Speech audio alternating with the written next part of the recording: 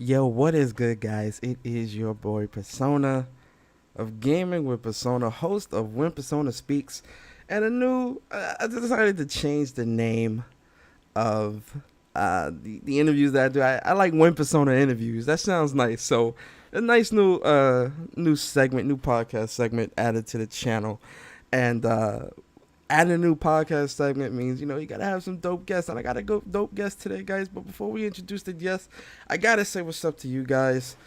Big round of applause, man. I appreciate all of you for being here. Garuda, Raf, shout out to Garuda as well with the $5 super chat. Hey, hi, big brother. What's good, Garuda? Appreciate you, bro. Dribble was here earlier. Thank you so much for the $2 super chat. And what's good, guys, man? It is Saturday morning. It's early in the morning, but I do appreciate you guys for being here. Like I said, I got a really dope interview here today, a really dope guest, and it's I really think you guys are gonna appreciate who I have and the conversation that we have today, right? So, without further ado, Rohan, please introduce yourself to the people and just tell the people a little bit about yourself. Hey, thanks for having me. Of course. It's been a while. Yeah. Yeah, it's definitely been a while. Last time I was here, it's been about a year. Mhm. So to all of those who don't who don't know me, so I'm an indie game developer, and I'm from India.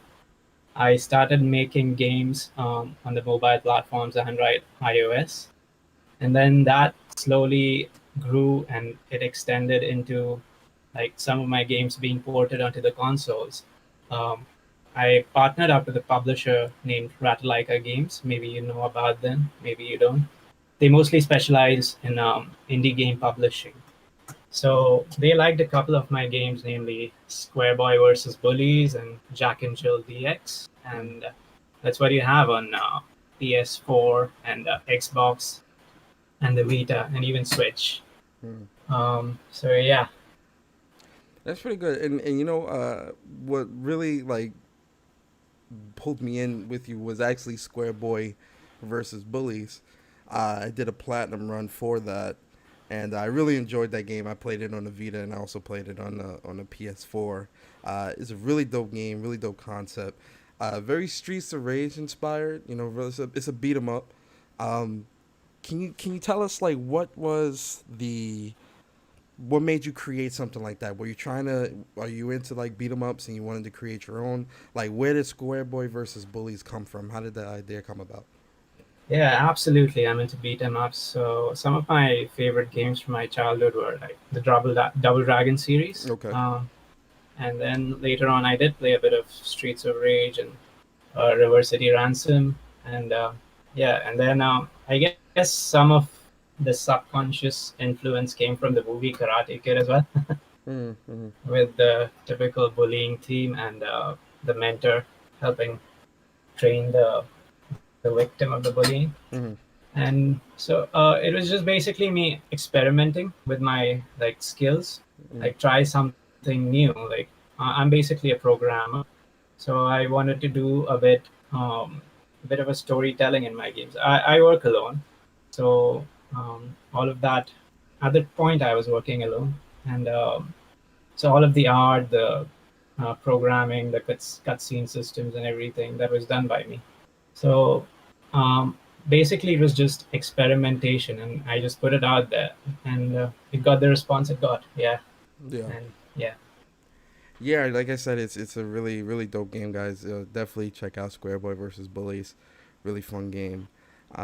In terms of Jack and Jill DX, because there's Jack and Jill and it's Jack and Jill DX, or is Jack and Jill DX just a console version? Because I know Jack and Jill's on the phones, right? Yeah, that's right. Okay. Yeah, Jack and Jill DX is the console version. It has a few technical differences and some additional content just to justify the $5 price tag. Mm-hmm. And yeah, so namely on the mobile phone versions, you can if you just look at it side by side, you'll see that the graphics look different. It's more high res comparatively, like it's not. So for it's high res for pixel art, Mm-hmm. and the music has been redone. I hired a talented music producer, Nicole Murray T, to be more specific, Mm-hmm. and yeah, you can find her on Twitter as well. Mm-hmm. And Ratlike Games, they wanted me to add some more new content into that, so I added in a few mini games as well and some consumable purchases Mm-hmm. inside the game using the in-game currency. Yeah, no microtransactions. I'm sure the people love that. So with Jack and Jill DX, what is it that you're doing in this game? I'm sorry, I missed that. I said in Jack and Jill DX, what do you do in this game? Is it a platformer? Is it a beat 'em up? Like, kind of give us like the rundown Oh of yeah, what it oh is. yeah, yeah. So it's a platformer, and so it started out as a mobile platformer, and like on our modern like smartphones, the only input is the touchscreen, right? So a lot of times, in my experience, in my games, especially the virtual controls, like the virtual D-pad and all, that wasn't working out. It Mm, always like ended up in the users having problems. So mm, I was like again experimenting with stuff. Like I I thought maybe I should like do a more simplified kind of a game, mm, which would be controlled with just tapping the screen, right? mm, So I decided to make an auto runner platformer, which you just like control using the tap input. Mm-hmm. And I played around with this mechanic, and based on the context, you could either tap to jump, you could tap to do a wall jump, or you could do other things with that, Mm-hmm. and added more power ups, added different kind of typical platformer mechanics that you see in games like Donkey Kong Country and many more. Yeah, Mm-hmm. many more inspirations to that. Yeah, I'm looking at the gameplay and I'm getting like some hints of like Mario. I'm getting some hints of what was that phone game? Flappy Bird, I think it was, where you had to tap to get through the Yeah. spaces. I'm getting like some hints of a couple of those games. So you know that's really dope. That's really dope. In Mm, terms of new projects, right? right. Is there anything that you're working on now that we can, and you might not be able to say anything now, which is fair, but I have to ask for the people. Is there anything that Definitely. you're working on now that we can anticipate within like the next year or two coming from you in terms of a new indie game? So before I answer that question, since you brought up Flappy Bird, I want to share a kind of an interesting story. Okay. So yeah, I think I published that update to Jack and Jill with that Flappy Bird kind of mechanic in like around, if I'm not mistaken, November of 2013. And I'm not sure how long, like when Flappy Bird was released, but I remember that it got popular in January of 2014. So that mechanic, although it's very similar to Flappy Bird, it actually I got the inspiration from those swimming levels in Mario, Mm. where like the Super Mario Brothers. It's kind Mm-hmm. of the same thing. You tap the A button, and Mario kind of floats up a bit. Mm-hmm. So yeah, but I get a lot of comparisons with Flappy Bird. I'm not complaining about it. It's actually good because Flappy Bird's a very famous game, right? Mm-hmm. Yeah. Yeah. Yeah.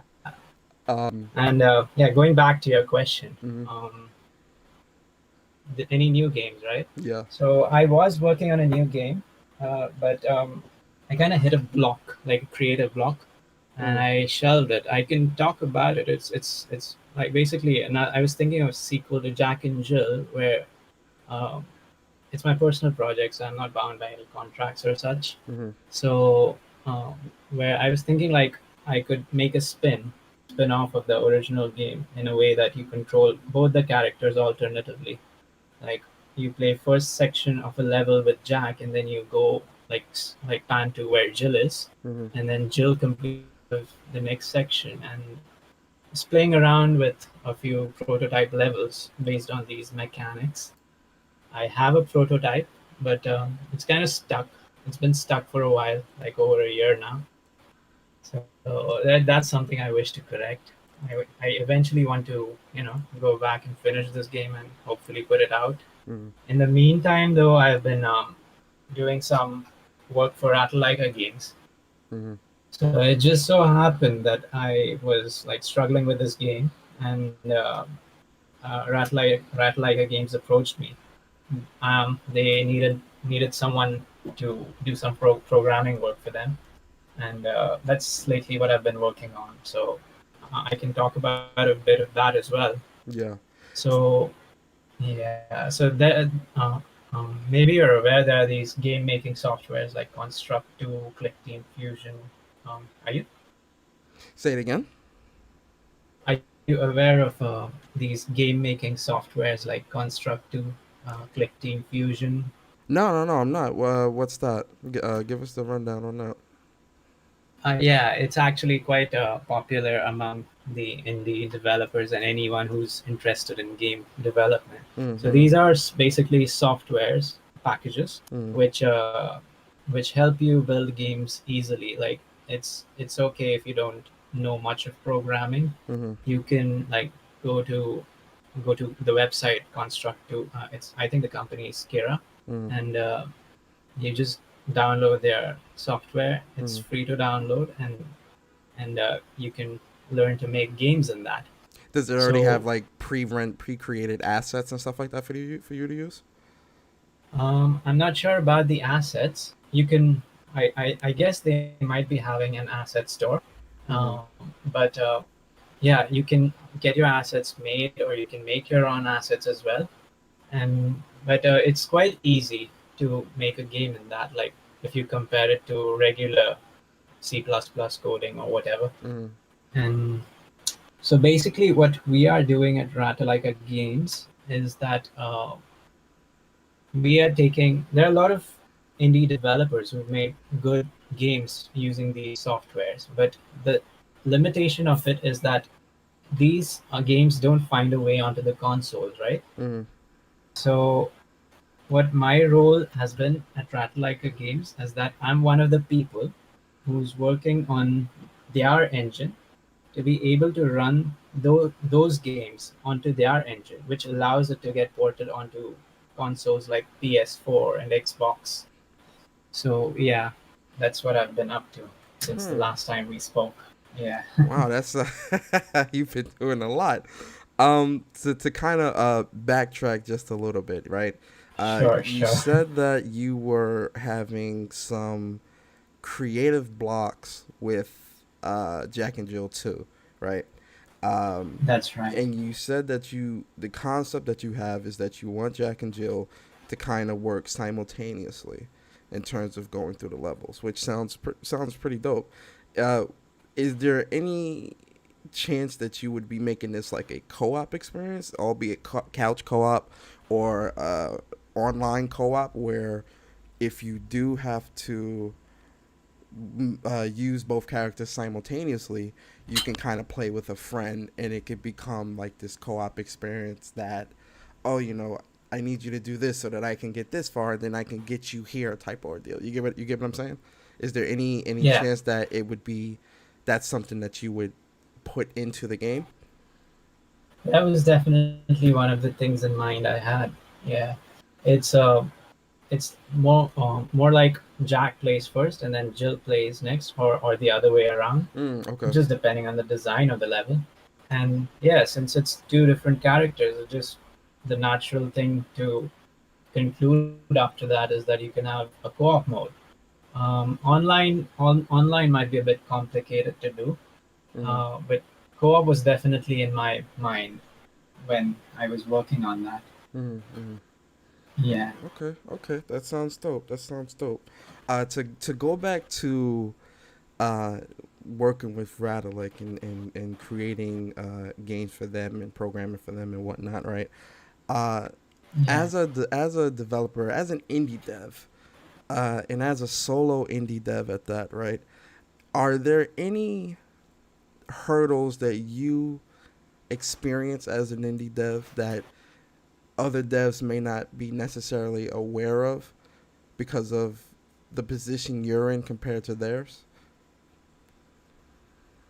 Um, So I like don't know. because Because you're a solo dev, right? right. What type of hurdles are you faced with when it comes to creating games and getting games off the ground? Yeah. Yeah. So like the obstacles that I typically face, I'm mainly a programmer, so that's my strength. So um, so the obstacles that I face are typically related to asset creation, right? It's Mm-hmm. like making the graphics and the music and everything. Mm-hmm. So, but and it's I've always everyone has a different kind of journey when you talk about these things. Mm-hmm. In my mind, I've had trouble like like finding someone I can feel comfortable working with. Mm-hmm. So, but I have been fortunate on that side. If you look at it, if you look at the big picture, like finding Ratliga Games to publish my stuff, Mm-hmm. and like finding someone to make my music, do the translation work for my games. Mm-hmm. So initially, that used to be something, and I used to find ways around it, like uh, yeah, okay, if this is a problem for me, like graphics, I'm going to try and make a game with, you know, with, which won't demand much of my skill, Mm-hmm. because I have a limited budget and I can't really hire someone to Mm-hmm. make the graphics for me at this point. So I used to do that. Now I feel like I have a bit more resources at my disposal at this time, and it's looking better. Hmm. Yeah. That's good. That's good. That's really dope. Um, one question I always like to ask my guests is, especially pertaining to their profession, right? Because people that listen to me, they may be wanting to get into, game development. They be wanting to get into, journalism, all those different things, right? So when it comes to game development, right, and to someone that may be wanting to get into game development, right? Right. What are some things that you would tell someone that is interested in getting in this field of development and game development, and being an indie dev, or just being a developer period? What are things that you wish you knew when you were first getting Hmm. into it, that may help somebody that's listening now or may listen later and say, wow, I didn't know that. That's something to consider. Yeah. Yeah. So I think when you get into game development, um, there are a few right reasons and a few wrong reasons. So one of the wrong reasons to get into it is to think that okay, I'm gonna make a game and it's gonna be an open world RPG and I'm gonna do it on my own and it's gonna make a lot of money and it'll be out on you know the current gen consoles. So what I'm basically trying to say is be realistic about your goals and your expectations. You can. It's not. That's not to say that you can't go that far. Maybe you can. There are people who are doing this stuff, but you have to start out small. And yeah, I wish I knew better because I've had a few failed projects of mine as well.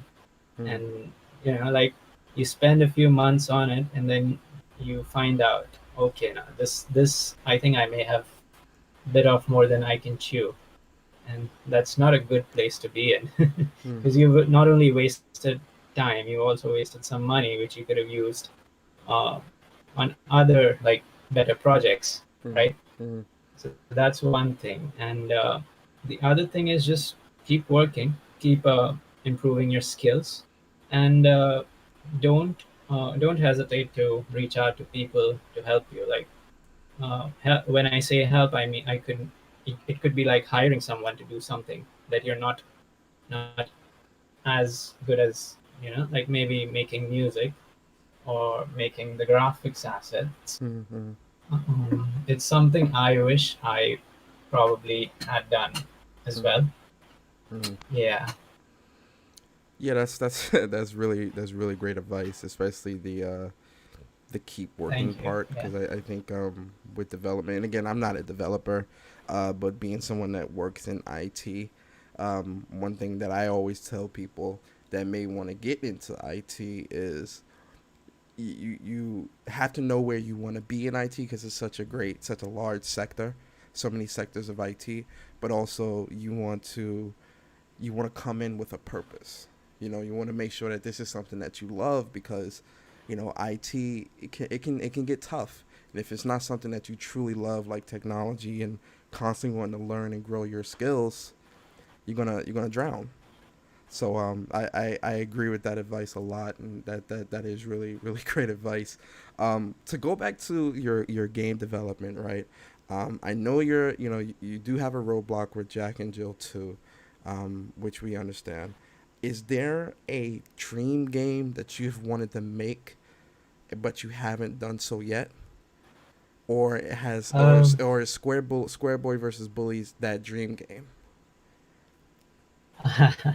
It was well, it like yeah, in a way, it was a dream game because it was something I visualized, and Mm, maybe like if I look at it, I would probably have hoped that some things could have been different about it.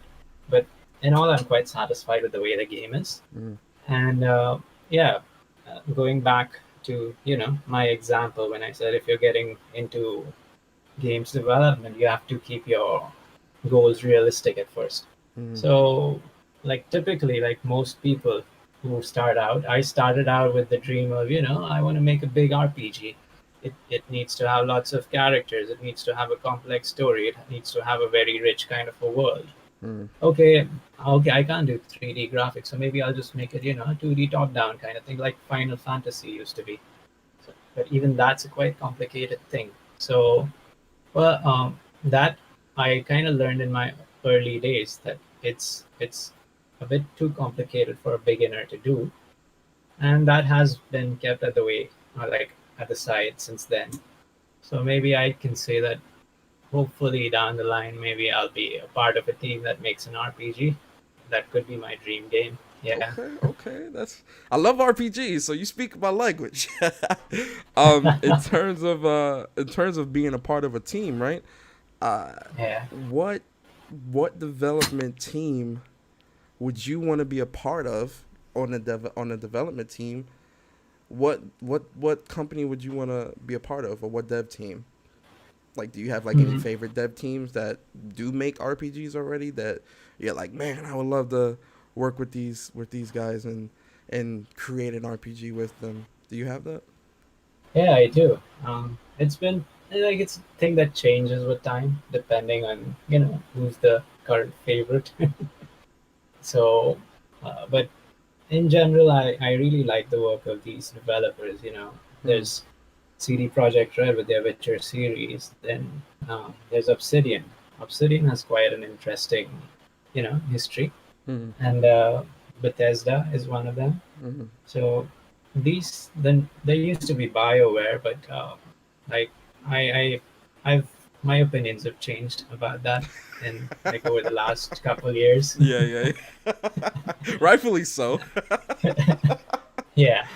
Okay, okay. So the Obsidian's, I guess it was like um, I don't know when it was announced, but I just recently saw the trailer of this game called Avowed Avowed, by yeah. them. Mm-hmm. I found that quite interesting, and yeah, and they had this game called Outer Worlds released Mm-hmm. last year. Mm-hmm. Which I feel Yeah, like Outer that's Worlds is like another. a spiritual successor to Fallout. Like it looks very similar to Fallout in some ways. Yeah, yeah, Um, yeah. and it's It funny because does. a vow looks like kind of like Skyrim. It's sort of like to a degree. Like I get Skyrim It vibes does. from that. So you're in the right ballpark. I think a vow was definitely it looked pretty dope. Somebody in my Mhm. chat, Vedra, he wanted me to ask you, which 2D game engine is great to begin with if you are a noob, Mhm. and So even if he can, even if he has some advice of free or cheap ones. yeah, so I mentioned Construct 2. I think that's a very good engine to begin games development with. Hmm. And the reason for that is that they have everything you do in it is graphical. Like you don't have to sit, doing any kind of complex coding like Hmm. you would generally if you wanted to make games the old-fashioned way. You do need a bit of, kind of uh, logical kind of thinking skills, maybe. Hmm. And when I say that, I mean that in a very programmatic kind of way. And that comes with practice. And I think Construct 2 does it very nicely. So, and they're free. Like it's free to use unless you're gonna publish your work, Hmm. in which case they have these licenses. So you can download it and you can just play around with it to your heart's content till you feel like, okay, now I'm ready to make a serious game. And then you just make Hmm. that game, and okay, if you finish that game, that's when you can probably buy that license. Hmm. So Okay. yeah, so you get a lot of time with it to learn, and you can then there's another one called Game Maker Studio, and I think that's a very popular one.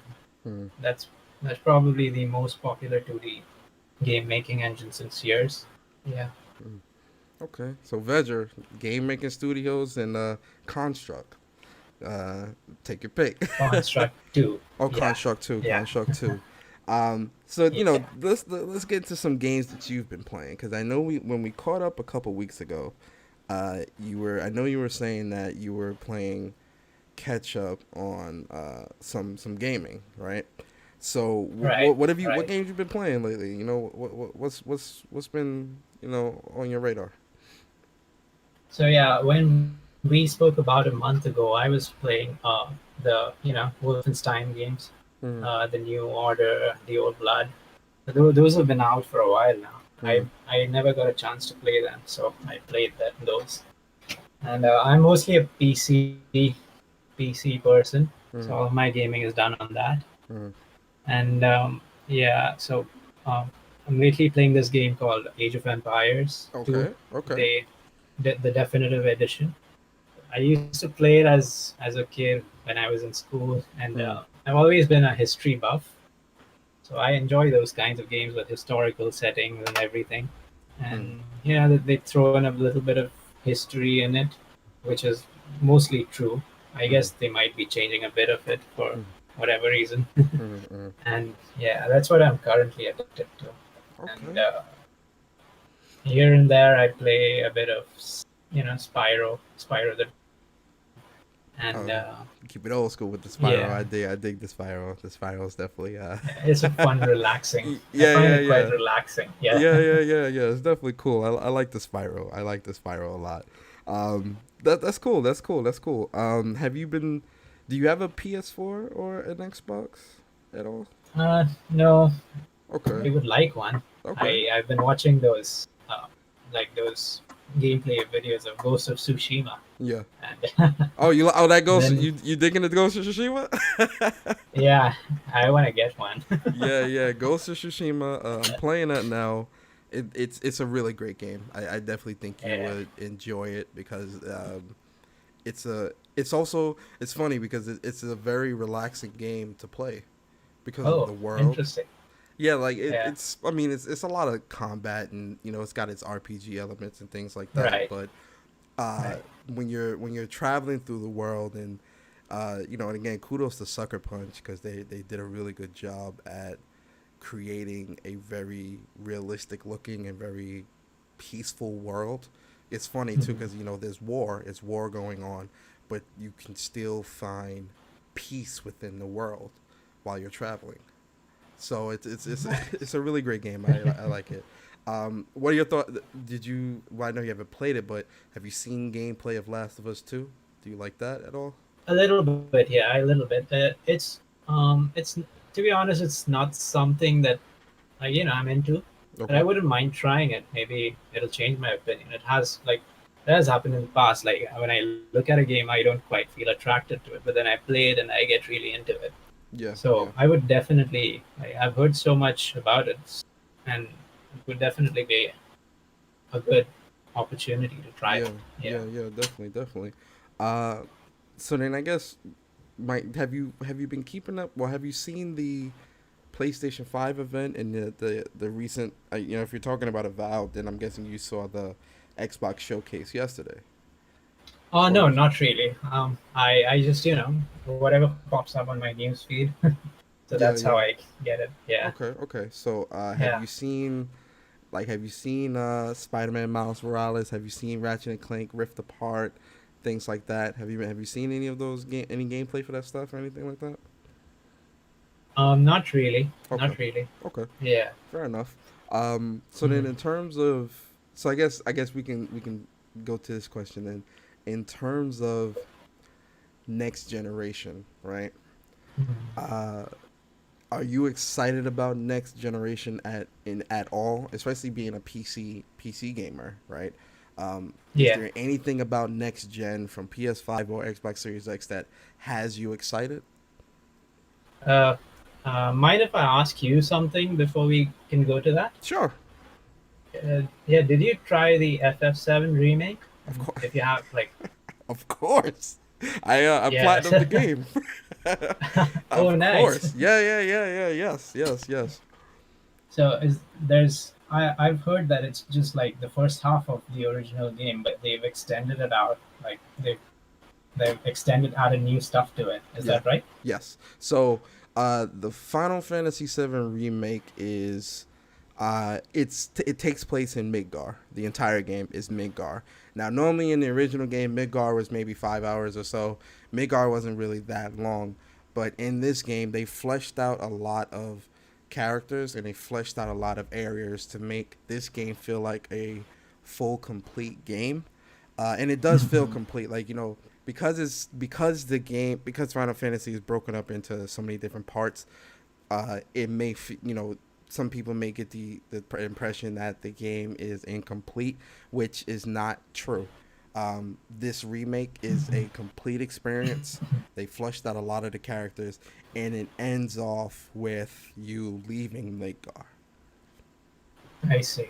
Yeah, so So that's it's yeah, a lot. It's a lot. It's a fleshed out game, and you're gonna get about 40 hours, 40 or 50 hours of playtime. that's a lot. Yeah. So that's another one of those titles which made me want to like, really get the PS4, but I haven't gotten it yet. The Mm-hmm, main reason for that is if I get it, I'll probably not work as much. yeah, the PS4 has a tendency. It's got a lot of dope games that I think a lot of us we've got to Yeah. be really disciplined to be like you know to know like look it's time to put the controller down. Got to get some work done. Yeah. All right. And In terms of next gen, are you yeah, excited about it in any capacity? I am. I am in some ways. I I want to see how the ND scene evolves into this next generation. Because if you just keep going backwards, like if you go back to the PS2 era, it wasn't. I don't even know if indie was a thing back then. It was at least it was on the PC. Like you had small developers posting their games onto their own websites and stuff. But it wasn't anything big as it is today. But then with the PS3, Xbox, like Xbox has this program called ID at Xbox, and and then Steam, of course, and so we saw a huge surge into the indie scene on all of these platforms. So, and I also read that PlayStation has some kind of new indie program, which is kind of similar to ID at Xbox. Mm-hmm. So I'm kind of curious about it and interested in how this will turn out in the next gen. Mm-hmm. Yeah, I Yeah, think it's called it's the PlayStation Indies Initiative. I think it is, yeah, that's and right. That's the name. Yeah, yeah, and it's pretty and much it's self-explanatory. It's definitely them trying to highlight some of the indie people that aren't getting as much spotlight. So this is them, kind of thrusting those guys and girls to the forefront, so that yeah, uh, people can get it recognized because you know I do think indie developers, some indie devs or some of indie developers games do go overlooked because we've got the big AAA games, the big definitely. Yeah. marketing and things like that, right? Like do you agree? Do you feel like a lot of games, great games that are made by indie studios get overlooked? Definitely. Now that I've been working with Ratlike Games, and I see quite a few nice games that I never knew about, and I'm an indie developer, so it's definitely the case. And you know, uh, with we know that there was this game Cuphead, right? Microsoft was behind it. Mm, So with this new PlayStation um, program for indies, so maybe we can go see something like this in the future mm, on the PlayStation as well. mm. Yeah. Yeah, Cuphead is. I really like Cuphead because it's one, the art style is just so great, and it's definitely a very brutal game if you're not careful. Mhm. It's a great game. I do enjoy Cuphead. So one of my viewers, he wants to know what are your favorite indie games? So like there's this game called Celeste, and Ah, okay, okay. yeah, there's there's quite a few. Like I mentioned Cuphead, Mm. and hmm, yeah, those are the two that I can think of right now. Would you I don't know, would you count Kingdom Come Deliverance as being indie because it was kickstarted? I don't know. Uh, That's I don't think. if it was Hmm. Kickstarted, I guess we can call it. I guess it would fall under that indie realm. I guess I think it would to a degree. Yeah. it's what's funny about Celeste. Yeah. When Celeste was in, I think this was about 3 years ago or so. When Celeste was in the Game of the Year category for the Game Awards that year, Hmm. I was like, what is this game? Like, I was like, this game is a Game of the Year. What? Because I had never heard of this game, so I'm like, what is this? And it, the fact that it was in the Game of the Year had me so intrigued that I bought Yeah. it. I was like, I have to buy this because I'm like, how did this game get? This game has to be seriously good to be in this Game of the Year category. So again, going back to that spotlight, when you put spotlight on indies, it does pull people in. And a Yeah. lot of people praise Celeste. They really love Celeste. So yeah, I can see that. In terms of next gen, do you see yourself buying a PS5 or a Xbox Series X? Like, is that something that you may try to do this coming generation, or is it PC all the way? That's one of the reasons why I haven't, like, I have pulled it out, like, on buying a PS4. Mm, It's just that the PS5 is gonna come soon, like next year. mm, So I was thinking if I buy a PS4 now, but then there's a good chance I'll be missing out on the games that release on the PS5. mm, I don't know if they'll be releasing on the PS4 as well. mm, So yeah, um, I would like to buy a PS5. mm, And like, one of the most interesting things about this current generation to me was, like, the Switch.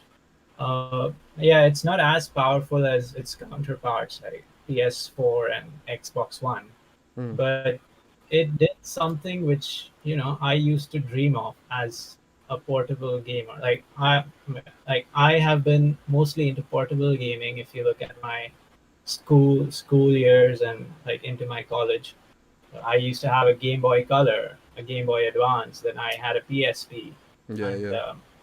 yeah. So during the PSP era, like, Mm, it used to be quite common that there would be a game on PS2 and then they would release the same game uh, on the PSP, but it would be a watered down version. Because mm, obviously the PSP was a much weaker hardware, right? mm, mm, But with the Switch, you can see it running games like Skyrim and Doom.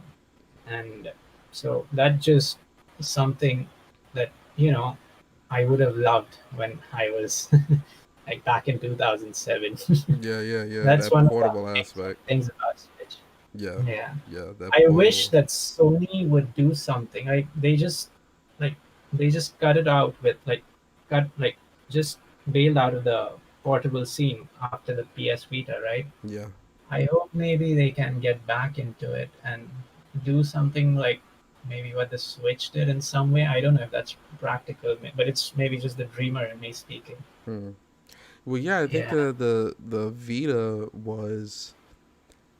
I feel like the Vita was ahead of its time because the Vita definitely had some really dope games, really great games, and like Uncharted Golden Abyss, Ghost of, was a there was a God of War game on there. I think there was quite a few games on there, and it was doing a lot. I think it was doing a lot too early, where like I think a lot of people couldn't appreciate it enough because when I look at the Vita and then I look at the Switch is a great console. Thank you so much, Lionel, for the subscription. By the way, the Switch is a great console because it's doing all these great things, right? And when you look at the Switch and then you look back at the Vita, right? You see that the Vita and the Switch actually they were the same in some aspects, not all, obviously because the Vita's gone and the Switch has Mario, Zelda, and all these big heavy hitter titles. Yeah. It Yeah. definitely was.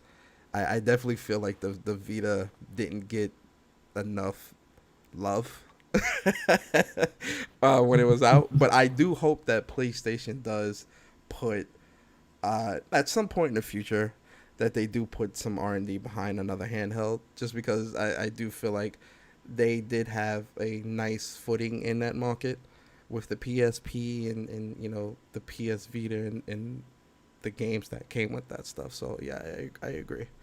I agree. Are you familiar with PS Now and Game Pass, or with Game Pass? Just in passing, really.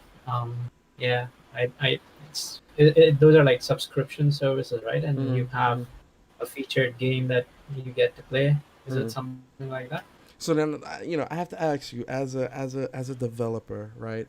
Uh, how how do you feel about the gaming industry going all subscription based when it comes to gaming? Like, streaming, subscription based, not really having true ownership of your games. What's your thoughts on that type of future within the industry? Is that something you can agree with, disagree with? Give us your thoughts. As a user, I disagree with it, and even as a developer, I don't really, personally, I don't really see it being any kind of beneficial to developers. So um, the main reason being that I'm personally not aware how you would, how the monetization would work. Someone would have to figure that out in a way that seems attractive to both sides and even to the users. And yeah, and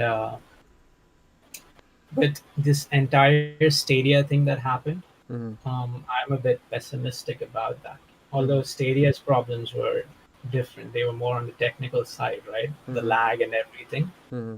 which made it not not a practical solution at all. Mm-hmm. Yeah, I don't know. Have you I don't know if do people still use Stadia? I don't know. I'm gonna be. I don't. I I would be wrong to assume, but I'm gonna assume anyway. No. I don't. I don't see Stadia having that steam. No pun intended. I don't see Mhm. Stadia having that steam behind it right now. Now maybe it may have it. A year or two down the line. We don't know. But I do agree that when it comes to an all subscription based future, um, as someone that's all I am all digital, right? But I buy all my games outright. Uh, I believe in supporting the developers, and I believe in really, putting. We all deserve we all deserve to make what we feel we deserve, right? If a developer is putting time into Right. their game, right? You want to give that developer their flowers. You want to, if the game is $60, right? Why not pay the 60, right? Or if the game is 10, 15, 20, whatever, right? Absolutely. I don't think that subscription models really give the developer the full on appreciation that they deserve, the monetary appreciation from consumers. And to kind of pick your brain a little bit about this, do you feel that if games are going into a subscription based model, do you feel that the quality of the games would dip because of that? Like, so So if developers are creating games and they're going straight into subscription based services for $5 a month, $10 a month, or whatever the case may be, do you see this as a sustainable thing for developers? One, and two, do you see this as do you see the quality of games begin to dip because of this? okay, to answer this question, I would probably draw an analogy with what happened with movies and Netflix and TV series. Mm. So so like let me ask you, are there any Netflix series or shows that you enjoy? And are there are they more enjoyable than some movies that you have watched? Yes. Yeah. Yes. So I think it's possible for the same to be the case in gaming as well. But for that, the gaming medium will have to go through some kind of evolution, which is analogous to what we saw with, the TV and the movie media. because you have Netflix dropping in a season, and then you have the users binge watching it, right? Like Mm-hmm. over a weekend, and then you have the next season coming in after a couple years. Mm-hmm. I don't really know how this would play out in the gaming industry, but you never know how things can evolve, right? Mm-hmm. So, so it's interesting to see.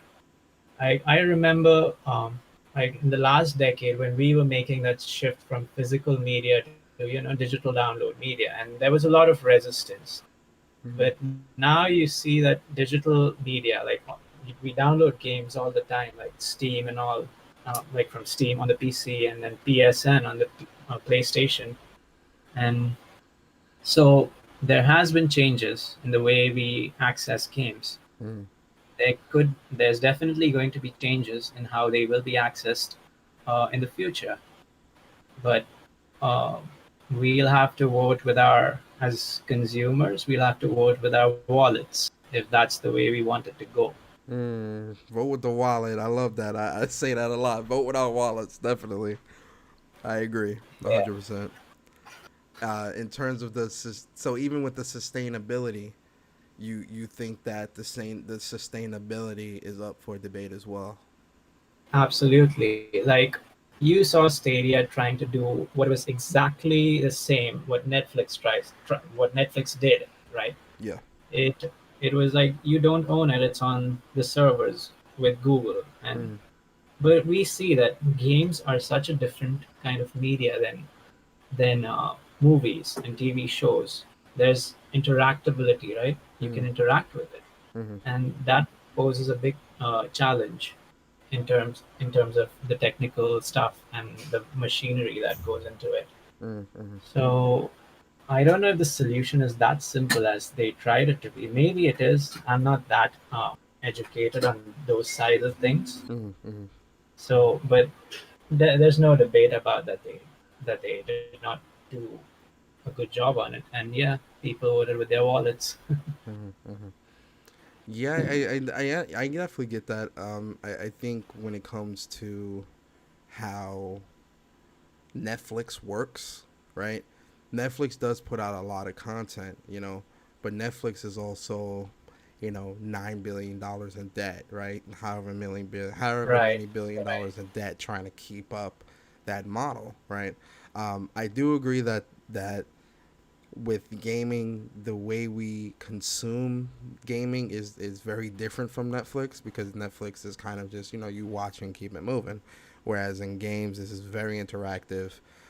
There's a lots to do, and there's different levels to it, so to speak, right? I do think that when it comes to uh, subscription based services, if a game costs, just using a random number, if a game costs $50 million to make, right? And the subscription is the $10, and this game is slated to go into the subscription model, into the subscription service.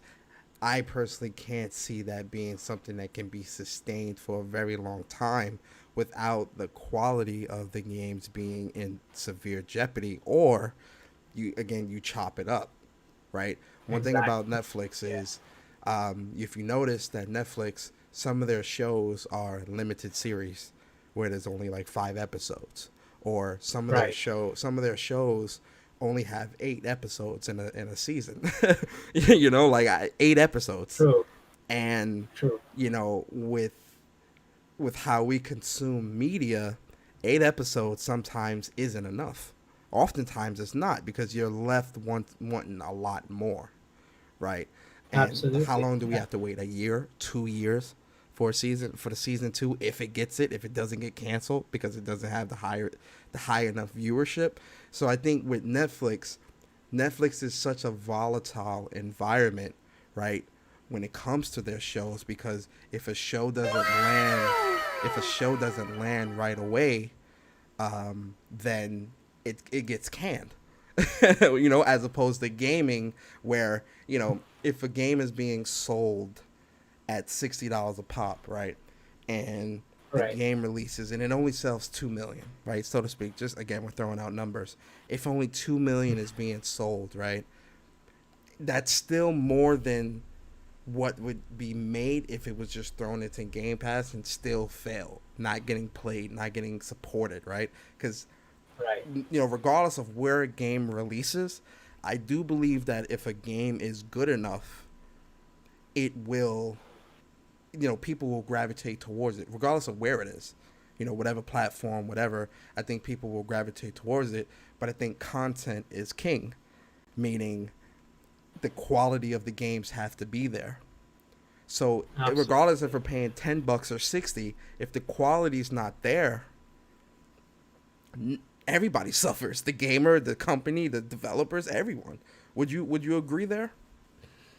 Absolutely. I agree. I agree with that. Yeah. Yeah, yeah.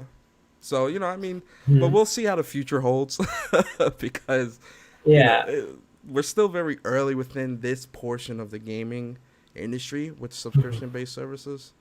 Um, I me Yeah, I'm but a firm believer that I believe people should buy games. I'm a firm believer. I don't agree with subscription based models in any capacity. I don't support it. I don't. I'm with you on that. I'm with you on that. But at the same time, I feel like these are attempts at finding, a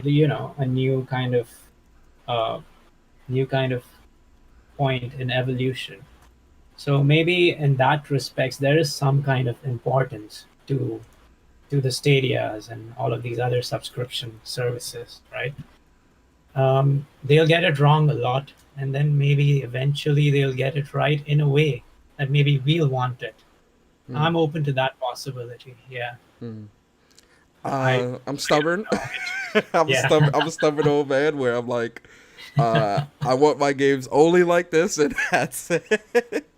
I yeah, don't know if I'll ever break out of that, but you're right. You never know. Maybe they'll come up with a version of this that may be so compelling that you know we all may have to just be like, wow, that's actually pretty good. But as of right now, I don't see that that's right. right now No, or even in the foreseeable next 3 to 5 years, because we I don't also see have to myself as well. Yeah, we also have to look at online internet, right? A large portion of the world still has internet that's not sustainable to this model anyway.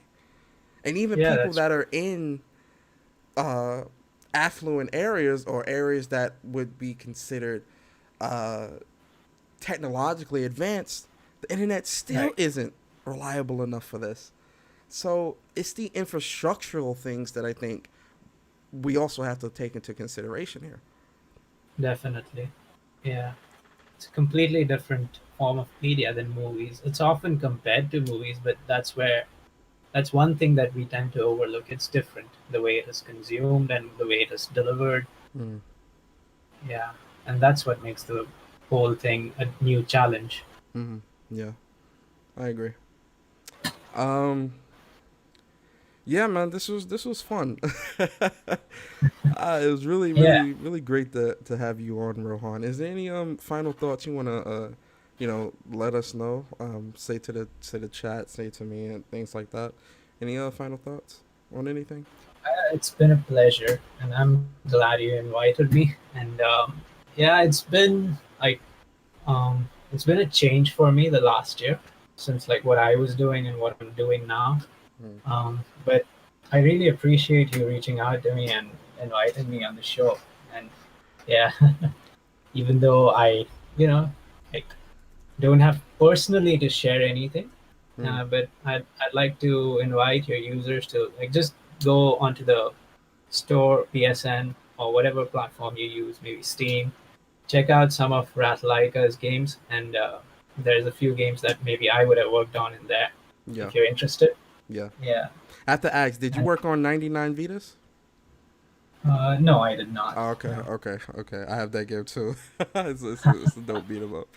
No, yeah, definitely. For everyone in the chat, if you are into beat 'em ups like Streets of Rage, like Double Dragons, things like that, Square Boy versus Bullies is a very dope game. Um, it's I've played it. I'm not just talking. I'm not just saying that because he's here. I've actually played the game, and that's what actually how Yeah, me and him I got in see his contact. tweets. I've seen his tweets when, like, back when you were playing them. I think he Yeah, posted a few gameplay yeah. screenshots and I mean, videos. I even Yeah, did the platinum run. I'm not just saying that, guys. It really is a fun, dope game that I really loved and enjoyed, and that's what how me and Rohan got in contact because I let him know, look, this game is really dope. Because I love beat 'em ups as well. So if you're into beat 'em ups, I definitely say you guys should go out and check out Square Boy versus Bullies. It is on PlayStation Store. It is in the Xbox Store. It's on Steam. Definitely go check it out. Really, really cool game. Also, Jack and Jill DX. I do have that. I haven't started Jack and Jill DX yet. At some point before the new next gen starts, I will definitely play through Jack and Jill DX and get that platinum as well. But Jack and Jill right. DX is another game. Definitely check that out if you're into the Mario S type of games. I'm gonna show some right Yeah. DX and yeah, guys, I definitely feel like you know definitely check this out if you're into it, and definitely support the indie devs. Um, Vegin wanted me to ask you, can you ask Rohan a quick question? Can I create a rhythm based game in Construct 2, like relying on tempo and playing to music? That's a bit of an interesting question. I think it should be possible. Yeah, Hmm. yeah, it There you go. should be possible. There you go, Vegin. There are a few different challenges that go with rhythm games. Like, you have to have a synchronization between the graphics and Hmm. the audio. Hmm. I can't say it conclusively without trying it myself, but knowing what I know about it, I think it is possible. Yes. Okay. There goes your answer, Yeah. Vegin. Try it out. But yeah, just Ron, just give us your outro, man, and let the people know where they can find you on Twitter and stuff like that. Yeah. So I'm on Twitter at Rohan underscore Narang15. And yeah, I've been a bit, you know, inactive lately, just been busy with work and everything else. Mm, But I eventually plan to, be a bit more active on it and hopefully post some of my game development stuff, mm, some of my opinions as well. yeah, And yeah, thank you so much for having me, and I really appreciate it. I wish you the best with all the shows that you're doing. yeah, yeah, I yeah, Yeah, I'm gonna check it out. Like, just pop in every now and then, yeah. put it I on. appreciate it. It's good. It sounds like the format is good to have it like running in the background while I'm working. Yeah, yeah, definitely. Thank you so much. I appreciate that, honestly. And guys, like I said, definitely check out Square Boy versus Bullies. Definitely check out Jack and Jill DX. And also, you can follow Rohan. A link to his Twitter is in the description, so definitely follow him if you want to follow him. Also, a link to his website and a list of all the games that he's created on his website. The link to his website is also in the description as well. And if you go to his Twitter, you can also see some of the you can go to Ratlike Twitter and follow them as well and check out a lot of their games. Ratlike makes a lot of games. They pump out a lot of games. Yeah, They pump out a lot of yep, games. Trust me. They've got some. That's an indie game factory. They're definitely, putting some games out. definitely. They're putting some games out. So definitely check that stuff out, guys. I want to thank everybody for coming through on this early Saturday morning. Rohan, I appreciate your time today. I know it's pretty late over there in India. Um, I again I appreciate you coming through, man. I thank you for being here and taking the time out. And just know, from one gamer to another, you are appreciated as a developer, and we appreciate you within this industry. So I thank you for Thank the you. work that you That's continue to do. very, very nice of you. Thank you. Um, It was my pleasure to be on this show. definitely, definitely. Yeah. With that being said, guys, we're gonna get out of here, man. We're gonna start our weekends. Please, guys, be safe, have fun. Oh, guys, also, me and Barry are gonna be doing a dual stream in about an hour at 1 o'clock, talking, and we're gonna announce our new show. So be on the lookout for that. That's gonna be really great. Shout out to my boy Bari. If you want to follow some good content creators, follow Sick Humor TV, Jay Bari. The links to their channels are in the description. Also, if you want to follow me on Twitter, the link to my Twitter is in the description as well. As well as you can join my Discord. The link to my Discord is in the description as well. To the new subscribers, I thank you guys for subscribing. I really hope you enjoy your stay here. Take this journey with me to the road to 2K subscribers. Really excited. And with that being said, guys, please be safe. Enjoy your weekends. And I will see you guys at 1 o'clock.